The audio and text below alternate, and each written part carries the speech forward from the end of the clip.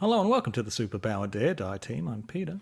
And I'm Rick, and today we're reviewing episode 4 of the Boba Fett series, and it's called Storming the Fortress.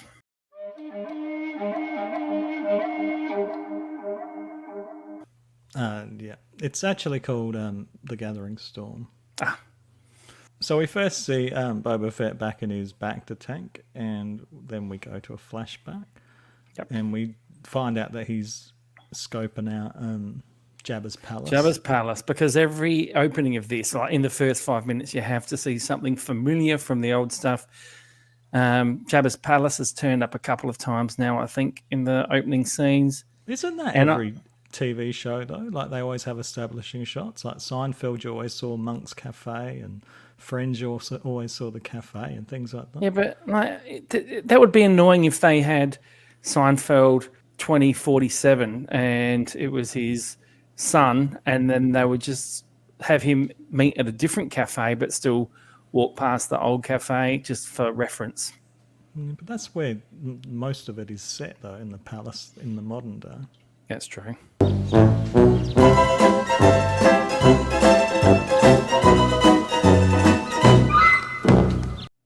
My immediate thought was another flashback, and they went back. This one was possibly a little more interesting, though. Yeah, I thought the flashback we've moved up in the reasonably timeline now, so to cut it all short, it's where he meets Fennec. Fezzik Shan. What's it? Shaka Khan? Fennec. Where did I get Shaka Khan from? But so that's actually was set up in an episode of The Mandalorian season 1 where she got shot. So from Boba's perspective, he just sees like flashes or something in the sky and goes over. Whereas in The Mandalorian, you just saw some feet approaching like the body of Fennec. Okay. I mean, the opening of this episode was a little slow because it was like drapes on the bantha, scope out Jabba's hut, too many guards, let's go back. They're not the fastest creatures. They're really pushing his love of animals, aren't they? They are. Like, I think, yeah, whatever. So then he takes her to a place where they do mechanical implants for people. Yeah, and I guess this was kind of set up in the last episode where they talked about the people, the young teens who like to get their bodies advanced and have robotics attached to it and stuff like that. So this was like a kind of chop shop, and this is another thing that annoyed me because it was clearly trying to appeal to a younger audience, because they did that with your Power Rangers in episode 3. Yeah. In this one, you've got the guy with the dreadlocks, yellow hair, and the rap music playing in the background. And I thought the music was quite jarring, really, like it's sort of like an electronic rock type music, which just did not sound like Star Wars at all. And it was all young people around. It was all, and I guess they've established that this is what the young people like to do. It's like the new tattoo. Yeah. So then Boba Fett says this woman's dying, and the man doesn't seem that interested. And then he drops a pouch of money on a silver tray, and the guys are, oh well, you should have started with that or something. I also wonder where Boba got his money from. Like, this Maybe is a guy that's a bag of rocks or something. Bantha teeth. Maybe it was his real teeth. That was the ones that were taken out. Oh. So, what's her name? Shaka Khan gets Fennec Shan. Fennec gets her. I haven't watched Mandalorian. I thought she was actually maybe part robot the way the special effects looked when they had her stomach. Obviously, she's having her whole intestines. I don't think she is robotically. She is. Well, they've never said anything, but I don't think she was. I think that was just what he did to her stomach. So then she's alive again. Yeah, she's alive. Well, she wakes up around the campfire, and Boba Fett's there, and she knows who he is. Like, she's heard of him because they're in the same sort of bounty hunting game. Yeah, they have the whole dance, the tete-a-tete about I'm starting my own operation. People like us can't do that. I'm sick of this life.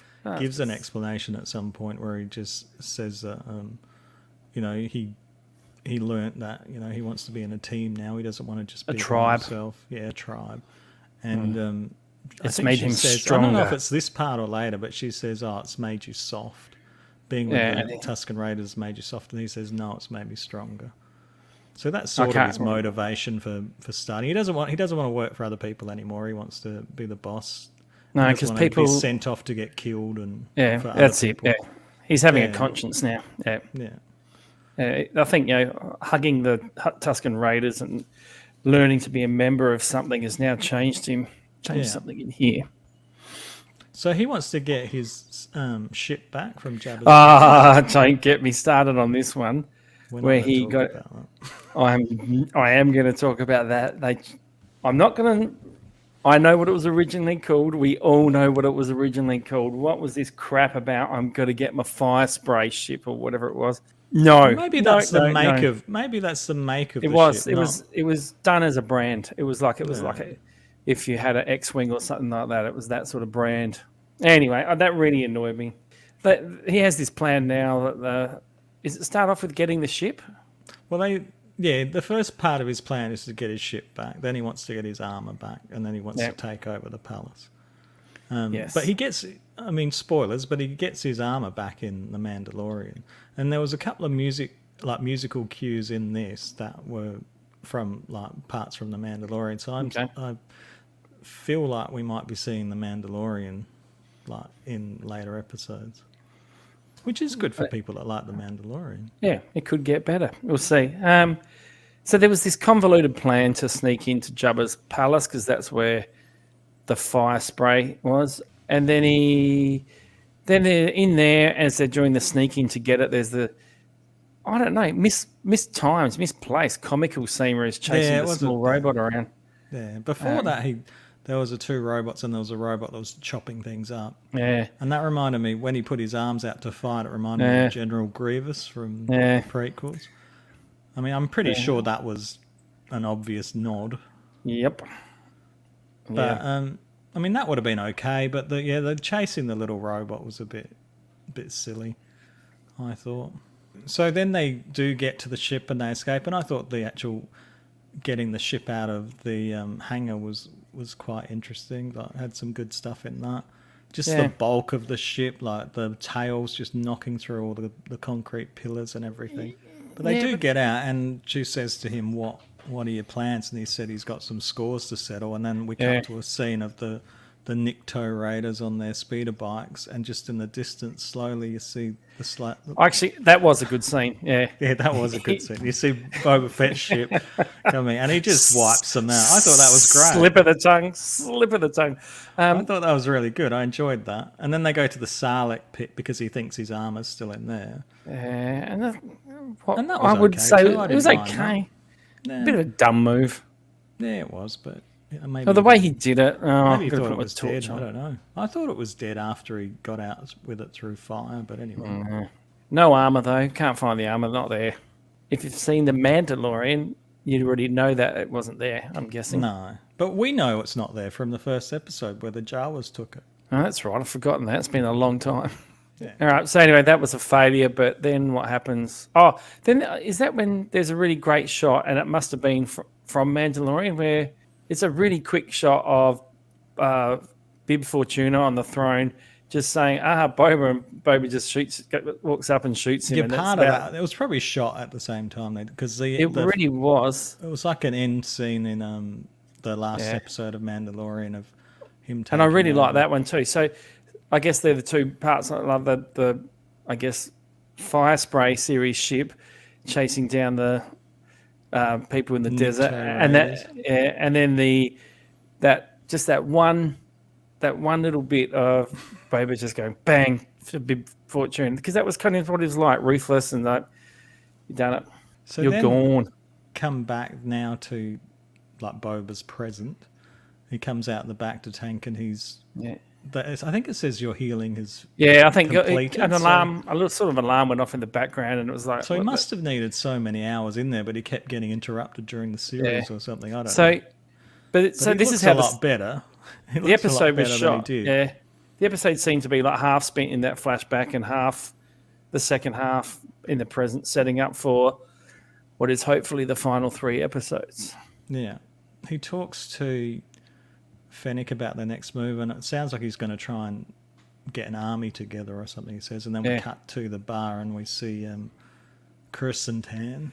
But with the Wookiee Kirsten in a bar, clearly doing some sort of surveillance, like he's there watching people around. Got a bit of a score to settle, I think. So then there's a moment. Okay, maybe the third good bit in this one where he grabs looked like a bosk sort of creature. Yeah, I think that's what that species is or whatever.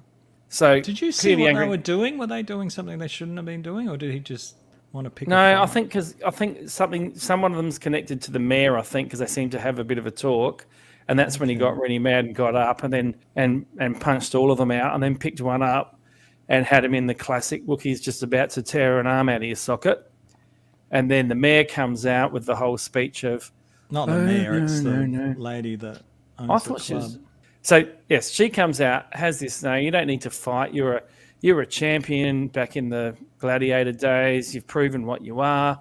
You don't need to do have this. A more civilized life. Yeah, now. a more civilized way now. And you have quite a big bar tab. If you just put him down and go, I'll just wipe that off. And I thought, and there was that moment of thought, and I thought, the creature that was up in the Wookiee's arms. That was great makeup. Like he looked terrified. Like his eyes were bulging out of the head. And they're all moving and He looked terrified. And so there's that moment of Willie or won't he? And I'm actually glad they went with the Willie. He did. It was just like, and then he drops a bag. Gets dropped on the floor. Yeah. And then he drops a bag of money into the waitress's hand and walks out. And Boba was standing there watching the whole thing. Has his throwaway line or something, didn't he? Yeah, something like that. So then he follows him outside and calls him, and he calls him mate, which was really jarring. I know, that was such an Australian and New Zealand word. Like it's not, you never see that in English or American productions. It's like, hey mate. Yeah, hey mate. But so he hires him, and I did predict that in our lost episode. Yes, you did. You did, yeah. Yeah, episode 3 didn't happen as we'd hoped. We might get it out at some stage, but we had some technical problems. But last week I did mention that I thought that Chris Santan would be back and that Boba might get him on his team. So then there's a meeting of the head of houses. Yeah. Trying to gather an army together, set terms, all this sort of stuff. But they don't really want to fight with him, but they agree that they won't interfere. Yeah, they were go against him, and part of that was because they questioned why they needed to listen to Boba Fett and the Rancor on cue. Yeah, they realise they're on top of the Rancor pit, and so then they have Fennec and Boba watching the other heads of houses leaving. Yeah.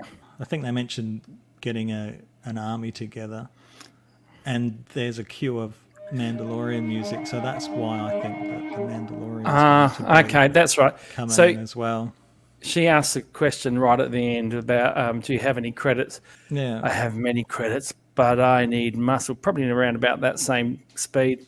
And she's gone with credits can buy you muscle, and then it's like the fade away. Yeah, and there was like a cue cut to black. The Mandalorian music, so I think that's a big clue.